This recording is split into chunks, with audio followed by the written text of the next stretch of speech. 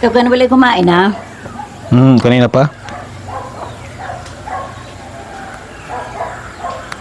Teka nga muna Noel, ba't kinapapansin ko? Ikaw hindi nagagala ngayon.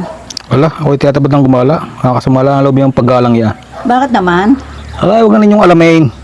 Ay, yung magang amay, di mo nakikita. Ayaw na doon. Yung kagad kumain ha? Ala, hindi ko alam. Puntahan nyo na lang doon.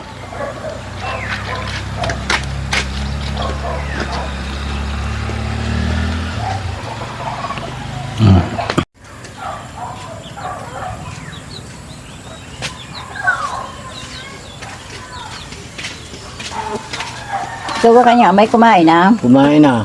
Ikaw ka, wala napapansin kay Noel. Wala naman ako napapansin eh.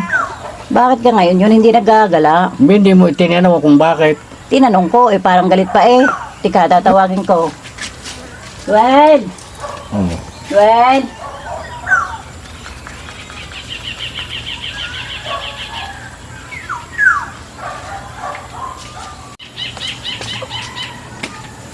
Ano yun, Nay?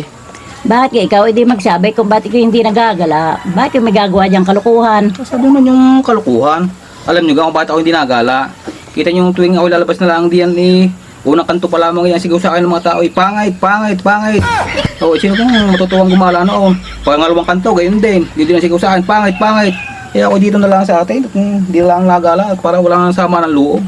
Ganari ang gawin mo. Paglabas mo diyan, yung unang tatawag sa'yo ng pangit, huwag mo lilingunin. Oh, yan ano namang ibig nyo sabihin. Yung pangalawang tatawag sa akin, pangit, ililingunin ko na. Oo, Bakit? siyempre, di kayo pakipot muna sa una. Tek na yan.